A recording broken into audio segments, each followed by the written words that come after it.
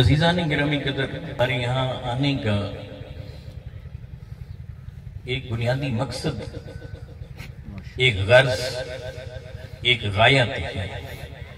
اس طرح کی محافل، اس طرح کی مجالس، اس طرح کی نشستیں منعقد کرنے کا ایک مقصد ہوتا ہے۔ سب سے بڑا مقصد تو یہ ہے کہ ہمارے دوست جو ہم سے بچھڑ کر اللہ کی بارگاہ میں چلے گئے ہیں اور یہاں ہمیشہ کسی نے نہیں رہنا، دائیں اور ہمیشہ ہمیشہ رہنے والی ذات تو صرف اور صرف اللہ کی ہے۔ سبحان اللہ، بے شک سبحان اللہ وحدہ لا شریک لہ۔ باقی ہر ایک کے لیے یہ فنا کی وادی ہے۔ بے شک کل من علیہا فان، ہر ایک نے فنا کے گھاٹ اترنا ہے۔ بے شک بقا تو صرف حسن لم یزل کو ہے، سبحان اللہ، بے شک خالق کون و مکان کو ہے، بے شک میرے اللہ کو ہے۔ بے شک باقی ہر ایک نے تو جانا ہے، اس لیے جو ہمارے دوست یہاں سے گئے ہیں، سب سے پہلے ان کے لیے یہاں صمیم قلب سے، دل کی اتھا گہرائی سے، قلبی کیفیات کے ساتھ، برستی آنکھوں کے ساتھ اللہ سبحانہ و تعالیٰ سے ان کے لیے بخشش اور مغفرت کو طلب کرنا ہے۔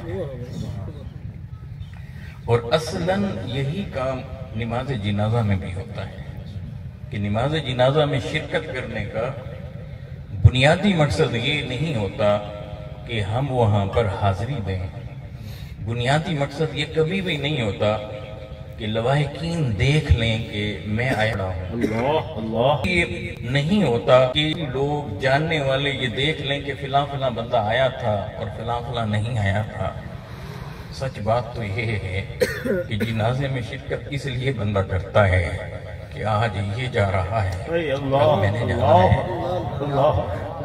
آج میں رب سے رو رو کر اس کے لیے مانگ لوں، بخشش مانگ لوں، مغفرت مانگ لوں، کیا خبر یہ آنسو میرے لیے میری ہی دعا بن جائیں، اور کل کو جب میں مروں تو دنیا اس طرح سے پھر میرے لیے رو رو کر رب سے دعائیں کرے، رب کو منائے، مولا یہ تو باقیوں کے لیے رویا کرتا تھا، باقیوں کے لیے رویا کرتا تھا، باقیوں کے لیے مانگا کرتا تھا، تو اسے معاف کر دینا۔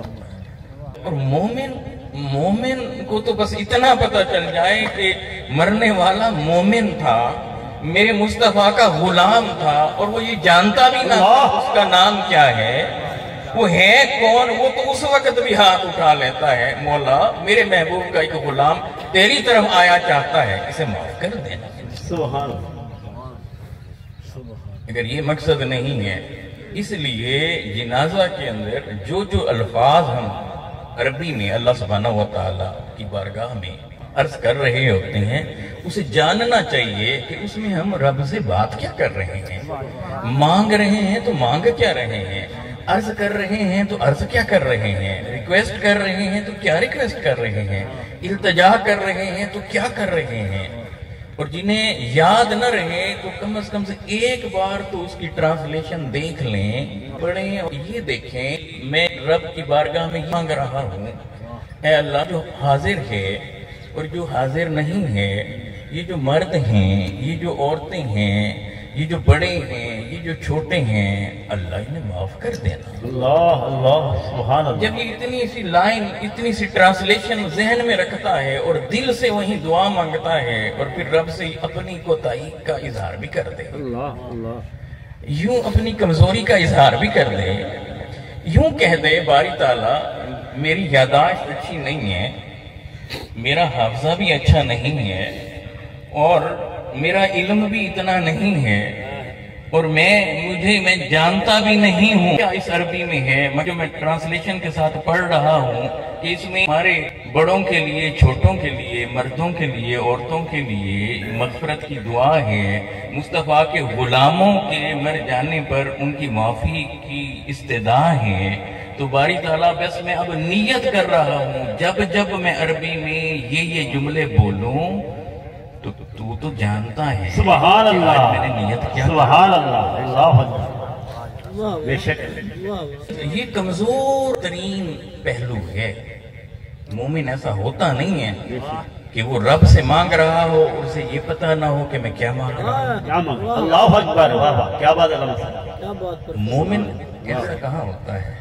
مومن تو وہ ہوتا ہے جو اپنے لیے چھوڑ دیتا ہے, باقیوں کے لیے گڑ گڑانا شروع کر دیتا ہے, اللہ کی بارگاہ میں گرنا شروع کر دیتا ہے, اللہ کی بارگاہ میں سر رکھ کر دوسروں کے لیے مانگتا ہے مولا اسے بھی دے دے, اسے بھی دے دے, اسے بھی دے دے, اسے بھی دے دے. اور رب ادھر فرشتوں کی جماعت میں ملائکہ کو اکٹھا کر کر انہیں دکھاتا ہے, دیکھو میرے فرشتوں, دیکھو اس بندے کو, دیکھو یہ اسے جانتا بھی نہیں پر اسے معلوم صرف اتنا ہے کہ یہ مصطفیٰ کا غلام ہے. سبحان اللہ. یہ اس کے لیے بھی مانگ رہا ہے, اس کے لیے بھی مانگ رہا ہے, اس کے لیے بھی مانگ رہا ہے.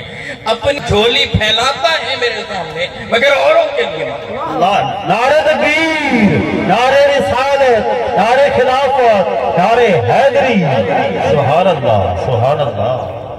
اللہ اکبر. یہ بنیادی مقصد ہوتا ہے. دوسرا یہ مقصد ہوتا ہے کہ ہم جہاں جا رہے ہیں وہ جو ہمارے احباب میں سے, ہمارے دوستوں میں سے, رشتہ داروں میں سے, احباب میں سے, قریبی بعیدی لوگوں میں سے, وہ جو ہم سے بچھڑ کر اللہ کی بارگاہ میں چلا گیا ہے, ان کے خاندان والوں سے تعزیت کا اظہار کریں, ان کے غم میں شامل ہوں اور ان کی خیر خواہی کے لیے اور جانے والے کی اچھائیوں کو ڈھونڈ ڈھونڈ کر جانے والے کی خوبیوں کو, اچھائیوں کو ڈھونڈ ڈھونڈ کر اس کا اظہار کر کر کے یہ تو یہ بھی کرتا تھا, یہ بھی کرتا تھا, یہ بھی کرتا تھا. میں نے کئی بار دیکھا یہ نماز بھی پڑھتا تھا, یہ روزے بھی رکھتا تھا, یہ لوگوں کی مدد بھی کرتا تھا, مریضوں کی عیادت بھی کرتا تھا, یہ حضور کے غلاموں میں سے تھا, آقا سے سچا پکا عشق کرتا تھا, آقا کی ختم نبوت پر ایسا یقین رکھتا تھا کہ کٹ مرنے کو تیار تھا.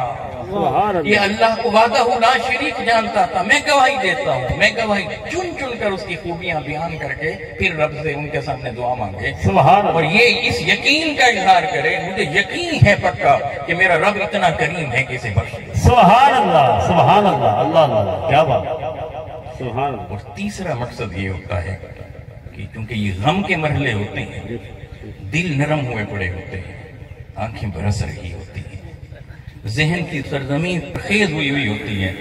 اس مرحلے پر ہم جب ایسی محفل میں جاتے ہیں تو وہاں سے کچھ سیکھتے ہیں, دین کو سیکھتے ہیں, کوئی پیغام لے کر جاتے ہیں. یہ ایسا موقع ہوتا ہے کہ وہاں سے کچھ ہم لے کر آتے ہیں, جانے والے کے لیے کچھ دے کر آتے ہیں اور اپنے لیے کچھ لے کر آتے ہیں. بے شک سبحان اللہ سبحان اللہ. اور اگر جانے والے کے لیے دعائیں ہم نے نہیں دیں, بخشش نہیں مانگی, مغفرت نہیں مانگی, اور اپنے لیے اللہ کی بارگاہ سے, اللہ کے حبیب علیہ السلام کی بارگاہ سے کچھ فیض لے کر نہیں اٹھے, پھر ہمیں سوچنا چاہیے کہ ہم گئے تو تھے مگر ادھورے واپس آ گئے. اللہ اللہ اللہ.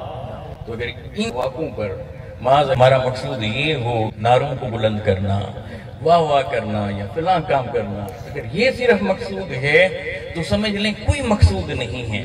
اور اگر ہم نے یکسوئی سے بیٹھ کر, آرام سے بیٹھ کر, توجہ سے بیٹھ کر, دھیان سے بیٹھ کر وہاں سے کچھ پک کیا ہے, کچھ چنا ہے, پھولوں میں سے کسی ایک پھول کی خوشبو لے کر اٹھے ہیں, سمجھ لیں کہ ہمارا جانا کیا شاندار جانا. سبحان اللہ سبحان اللہ سبحان اللہ.